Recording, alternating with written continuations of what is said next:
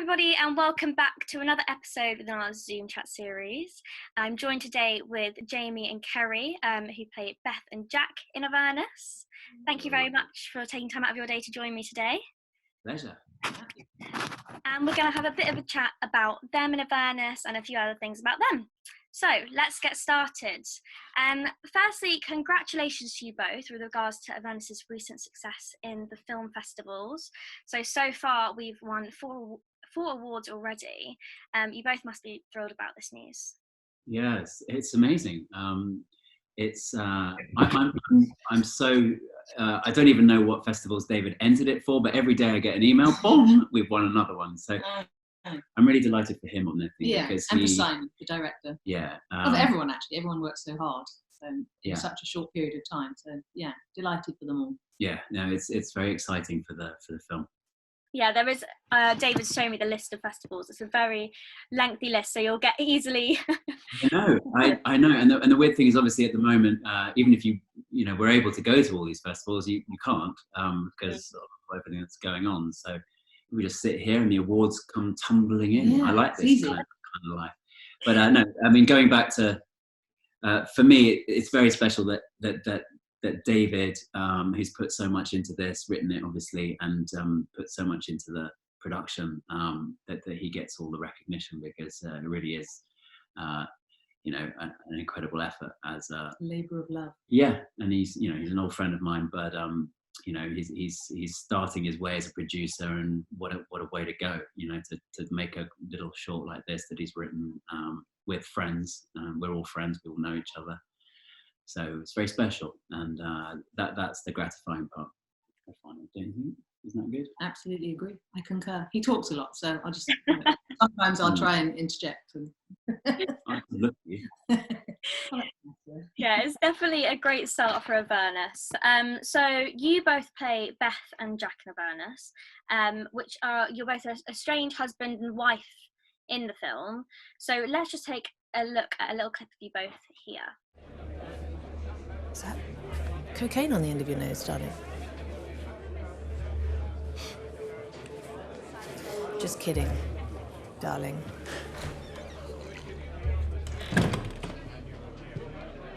My membership card. Welcome back, Robert. Wait. Aren't you running a little late? For David?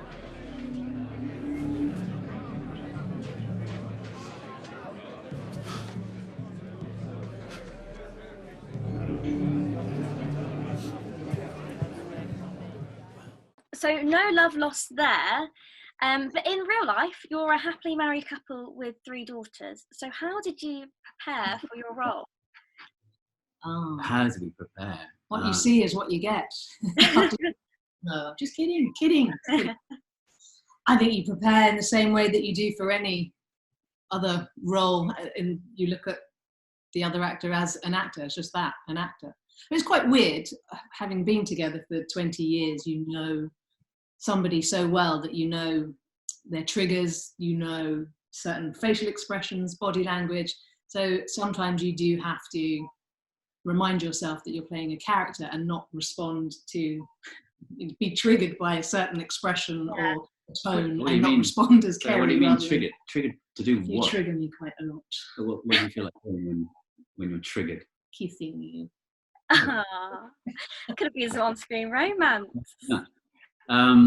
Yeah, look, we've worked together a few times over the years, and it's a different mode. I mean, the other day I just give Kerry to Paul Gilmore, and he's hers for the rest of the day, and I'm on my own wandering through this nightmarish scenario, and the rest takes care of itself, really. So we've heard from other members of the cast that was quite a tight schedule filming Avernus, and you filmed it over 2 days. We've also seen the behind-the-scenes photo of you both napping on set, which everyone enjoyed. So was it tough? Nappers in there. I'm not sure I was napping. Oh, really? Is that what it was? You'll never get the best out of me unless I have a nap on set. If I go through the whole day without a nap, you're in trouble. So that's part of the course. Right. And there was no long lunch break, was there? So you had to grab the nap when you could, and it was winter, so I had a big old Parker, didn't I? That I tried to nap in or something. Yeah. But to be fair, I mean, we get away with it pretty lightly because whilst we're in there napping in the warmth, in the cozy little back studio, the crew. What studio were you shooting in? You know, where the makeup, where they set up all the makeup. Yeah. The the cast and crew are out there in sub-zero temperatures setting up the next shot, and it was absolutely freezing. It was super early in the morning. So I think, to be honest, we weren't that hard done by. No trailer. No seat. Yeah, we have to live on the set, so that I was napping is just me having to find a space to do it, to be in everyone's way. So, Kerry, I believe you were a gymnast before you became an actress. So can you tell us a bit more about this and why you changed to pursue a career in acting and how that kind of all came about? Oh, well, I wouldn't say that I changed. You retired? Yeah, it's a young sport, gymnastics. So I retired at the grand old age of 16. And actually I went from gymnastics to dance school. So I was a professional dancer after the gymnastics. For the gymnastics, I was in the British national team for rhythmic gymnastics, with the ribbon and the ball. Mm-hmm. I did all the artistic gymnastics before that, but that's the, I used to compete every weekend up and down the country. I would train 4 or 5 days a week. It was pretty full on. It sounds like you've been busy your whole life then, whether it was gymnastics or dancing or acting or singing. Yeah, I've always been performing on some level, whether it was, as a gymnast competing or then, dancing and then going into stage work, into musicals. And I gigged a bit as a jazz singer. I recorded an album many moons ago now, wasn't it? No, but yeah, I've always been busy performing in some capacity. And then my greatest performance ever was performing as a mother, which I've been doing for the last 17 years. That's a performance?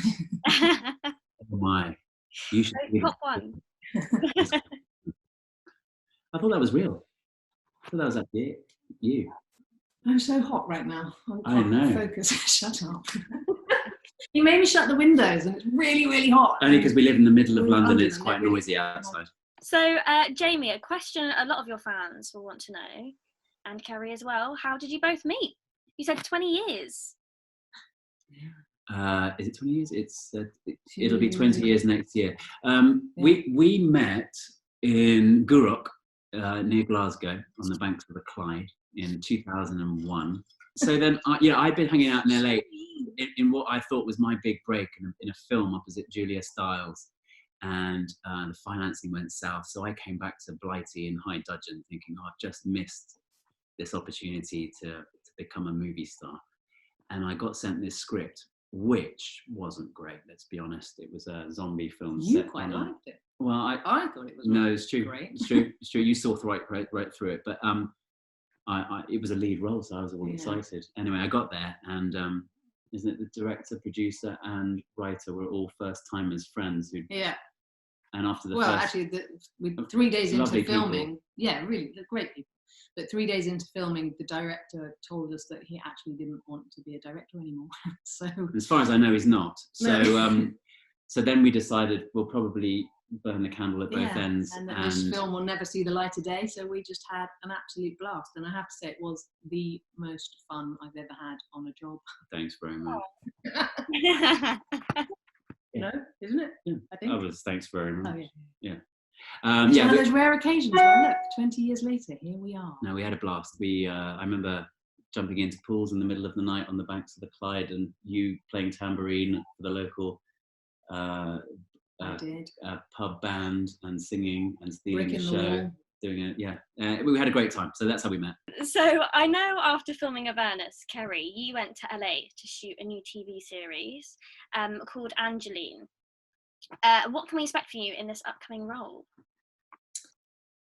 Oh, what can you expect? I'm not really sure how much I'm allowed to give away. So secretive. I'll say briefly that she is the character that I play is increasingly frustrated with her husband, who is played by Martin Freeman, who is amazing, fabulous actor, who yeah, his relationship with the title role, Angeline, my character is really frustrated because they begin to work together in a capacity that I don't quite understand. You also played Maxie Purvis in the TV series Bad Girls.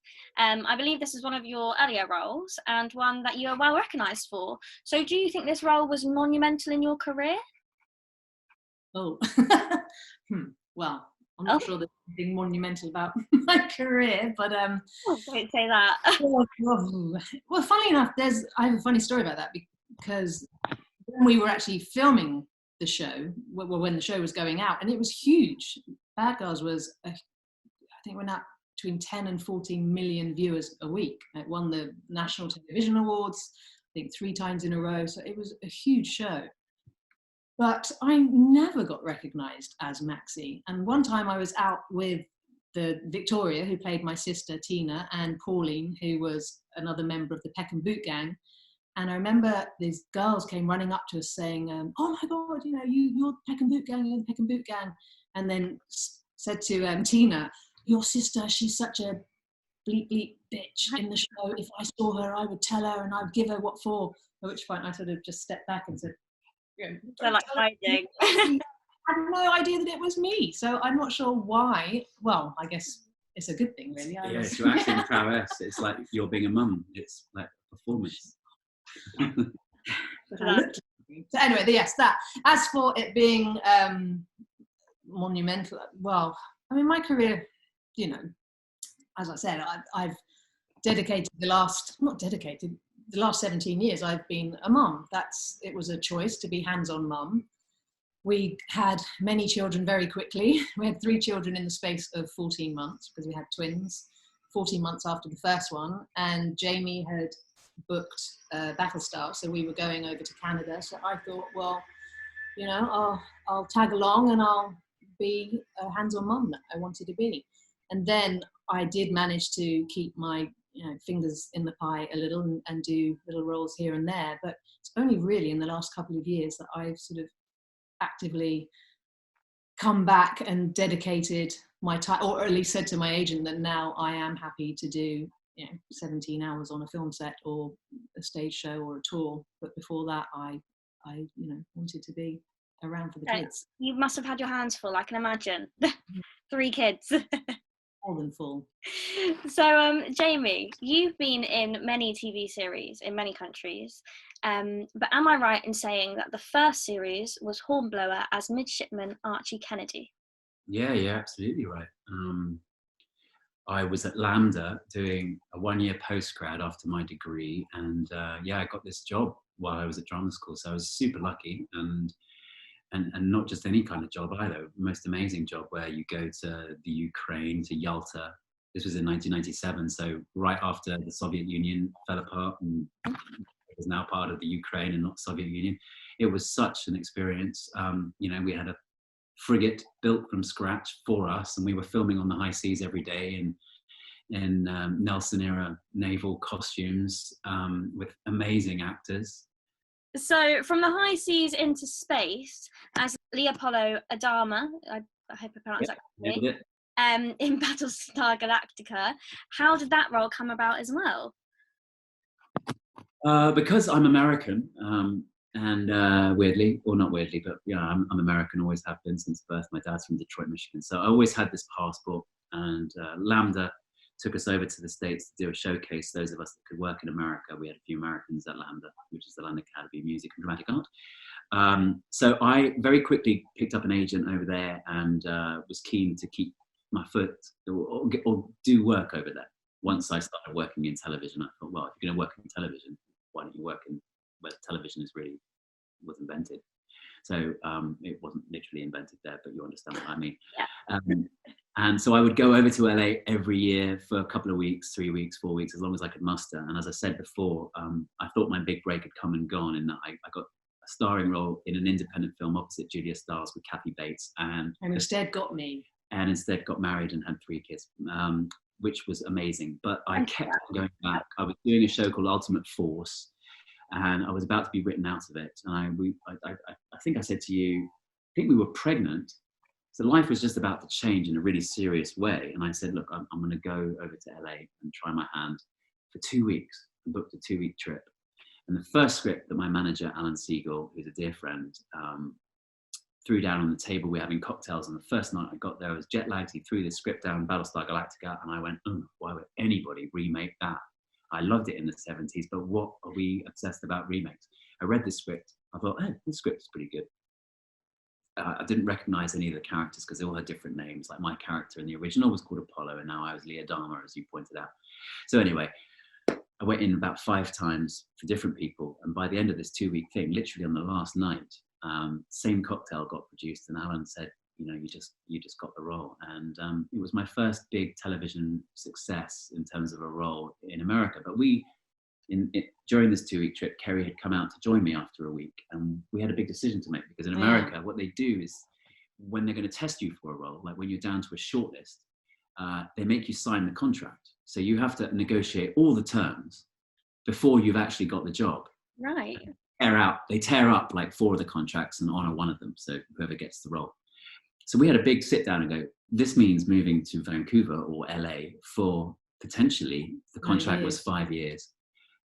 Yeah, and I was 4 months pregnant at the time, so that meant. So it was a massive decision. To have the baby in. Kerry, in to Canada, be fair to her, we sat down, and I think I made up my mind that this was a massive thing for me, and I wanted to do it. But obviously, you had to say yes, and you did. After this lunch, we had this lunch on Sunset Boulevard, and we went for a big hike. Said yes, and anyway, by the end of the 2 weeks, I got the job, and it just turned in. It just got better and better, because initially it could have been a hokey remake on the Sci-Fi Channel. We only just got greenlit to go to a series because it was expensive as all hell, and Sky got brought in at the last minute to save the show, and we started making it. And then my agent rang me and said, I think, you know, you're in the best show on television right now. And then the press got hold of it, and then Time Magazine, the New York Times, all the sort of highbrow press in America started saying this is the show to watch because the Iraq War was going on, and it was directly commenting on the Iraq War. Anyway, long story short, just super lucky, right place, right time, opportunity meets preparation, as they all say, and took us on a 5-year journey. And during that time, we did get married. We did have 3 kids, and we moved to the other side of the world. And yeah, it was great. And Kerry was in it. Sure. Kerry's in it by the end, quite regularly. So it was a real family show. So I've got now a few questions from Gemma and Sophie, who run the fan accounts for Jamie Bamber Daily. So we've got a few questions to ask you. So in addition to Strike Back, you've recently been working on The Trader, which we mentioned earlier, as well as Avernus. What were the differences in filming these projects? Well, we were in Russia for The Trader, which was they were both cold, and it was snowing. That's true. Yeah. Both cold, but one in Russia and one here. Playing pieces of work in both of them, I've got to say. Little not sort of liking one another in both of them. And yes, and playing a married couple who weren't on the greatest of terms. I was having an affair in the other one, wasn't I? Spoiler alert! Holy moly! I don't think so. Yes, I don't it think is. So. Anyway, those are the similarities. And you know, one was a short film, and one was doing 10 episodes in 2 weeks. One was doing 10 minutes in 2 days. So yeah, very, very different. But I guess, you know. So again, Jamie, a question for you. Jack in Avernus is a villainous role, which is a role that you probably don't often get the chance to play. Was it fun to play, and how did you get into that mindset of Jack? Well, I don't ever view roles as villainous or good. Everyone's got their reasons to act, and they justify themselves in what they're doing. So I don't think of characters in that way. You know, in the story that they serve a purpose. Yeah. Sorry, something I should learn. My leg. Getting comfortable. Yeah. So I'm wondering what that smells. You know, the job of the actor is to make sense of the situation that the character's in and to justify their own motivation. So you don't think in terms of good and evil. I think those are always from a writer's point of view, a producer's point of view. And as an actor, when you read the script, first of all, maybe you have an understanding that the character is not going to be liked. But your job, villain or not, is to make them likable, because nobody thinks of themselves as evil. We think of ourselves as making the best of the situation all the time. And with Jack, actually still don't think he's evil. I mean, he's someone who's obviously got a lot on the line. He's headed for a big crunch meeting, and he's trying to make it work in his own way, and he's sideswiped at every turn, and paranoia sets in, and you don't quite know who's in on it and who's not. And I haven't actually seen the film, I'll be honest, but I would hope that there's a bit of you that sort of empathizes with him. That's the job of the actor, empathy all the way. We see. So, Anne Kerry, you've recently done some stage work as well as screen work. How does it feel getting back on set after you've taken the time, obviously, with your kids? And do you both enjoy both the mediums equally? I loved doing the play. I was doing a play out in Copenhagen, and it was location. Yeah, it's a fabulous city, and great country, amazing people, amazing culture. I loved every second of being there. And it's one of the occasions that I said to my agent, that I'm ready to get back out there. And it all worked very well because Jamie, it was in January, so I was able to take 2 months away from Jamie and the kids, and he was playing husband. I was pretending to be a mum. He was pretending to be a mum, yeah. Performing the role of mum. Yes. Well, I've learned from the best. I've had, coaching, and I've seen how it should be done. Short story is a good story. But yes, it was amazing. She was amazing. You were very, very good, and we came out to watch, and it was half term, and we'd never been to Copenhagen, and we had the best time. She was working at the theatre, and we'd come in the evening, and she was truly brilliant in this play that was a massive hit. It was a little theatre, but it got 5-star reviews, and everyone was. Yeah, it was great. I actually have now got the rights to produce it in London, and that's what I was hoping to do this year before the world ended. So yeah, the play was amazing. It was fabulous to be in Russia last year. I love it. I love every aspect of the whole industry, from the audition to the rehearsals, being in a makeup chair, being on stage, just the interaction, the people. I really love it, and I missed it. And now to the question we ask everyone, which you touched on a little bit earlier, but what did you do with yourselves during lockdown when the world fell apart? Played a lot of Monopoly Deal. I sat over there on that white couch that you can't see in the corner all day, every day, and tinkered with my writing, which I like to do. And you did very well. And then I went for a run for an hour every day. Yeah. And walked the dog who's sleeping right there for. We took turns. The dog got lots of walks, as I'm sure many dogs did. I actually came off all social media. I'd already taken myself off Why Twitter. did you do that? I was about to say, you're not there on anything. No, I'm not on anything. I came off it. Why? I mean, did anything particularly trigger that? Shut up. What happened? Oh no. No, he's referring. Well, you would depend how far back you go. People are mean. That's why I came off of Twitter, because people are mean. But that's by the by. Then I was on Instagram and Facebook, and yes, one day I happened to look at my screen time, bearing in mind that it's not just social media. I read the news on there. Was it? It was about 10 hours and 45 minutes of screen time. Out of a waking day of what, 12 hours? Was it? Ooh, so wow, I that's came like off 90% of your waking and hours. I got myself a ukulele, and I taught myself how to play ukulele. Now instead, and she's really good at ukulele. Singing songs to kids and playing ukulele. Quite impressive. See, now I want you to play the ukulele. Now you've said that. Next time. No, she's really good. She sings, plays all the great songs. Raindrops keep falling on my head. All that. Yeah, you're right. We did volunteer work too. Well. I do a lot of volunteer work for Age UK, so there were a lot of lonely and shielding elderly people out there that needed food taken to them, and just a phone call each week to make sure that they were okay. Yeah, we did. And we're Jamie right in the middle of London, so there's London was really a ghost town, much more so than actually the suburbs. It felt like. So yeah, there are a lot of people in this part of the world in sort of council accommodation that couldn't get out and were very alone. So that was a big part of it too. It sounds like you kept your lockdown very busy and productive then. We did. Well, we tried to. Indeed. didn't feel busy, but we tried to keep sane anyway. Yeah, make the most. Three teenage girls in the house who couldn't go to school and Oh, you know what else we did? couldn't do the GCSEs. We watched for the first time with the kids the entire series of Battlestar Galactica. Yeah. Really? Yeah, from beginning to end with the kids, and they absolutely loved it. And it was cool. really interesting to revisit it, and you know, so many. Some of it's actually quite good. Nostalgia trip. So many memories came back. You sound so surprised. No, I mean it is good, but I'd never seen it with cold eyes, not actually knowing what was going to happen next. I really didn't know. I couldn't remember certain scenes at all. And I've got to say, some of it is truly excellent. Some, you know, there's some duff bits as well, but yeah, it's really good. I was quietly pleased. Yeah, and our eldest, Isla, the series finale, it was really sweet. She sent us invites to come along to how did she describe it? I don't know. She put on a theme evening with all themed food and drinks.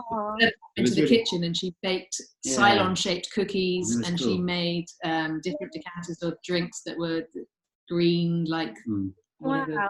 Guys. Yeah, it was really. Yeah, cool. so it was really lovely. It was really great to watch it with them and to be able to relive that wonderful time. But we had to do stuff like that because we had no outside space. We had nowhere to enjoy the amazing month of May. Where we every day. We were just cooped up in a flat in the middle of London with the dog who was is now suffering because he'd done him in. We haven't done it. He's still alive. About to say, is your dog okay? We can't see it. I promise he's down Bring there. him up here. No, show Flinty to the world. No, it's not fair. What's your dog called? Flint. Ah, is a he's rescue dog. He's one of these. Ah, such a cute little one. He's an Ewok, really. So you're on Facebook and Instagram. Yeah. Jim Henson created him. Oh, so cute. Anyway, he's from Los Angeles, but he hates the heat. Go figure. Yeah. So thank you very much. It's been a pleasure speaking to you both, and thank you for taking the time out of your day to speak to me today. It's been lovely. Lovely to speak to you too, Grace. Oh, thank you. Sadly, this is the last in our series of Zoom chats. It's come to an end, but however, we do have further plans in the future to do some other programs, so hopefully that'll be coming at some point. We'll leave you here with a view of the trailer. Thank you very much for watching the series, and we hope you really enjoyed it. Thank you, everyone. Thank you. Did you think I'd invited you here to offer you the Avernus Fund?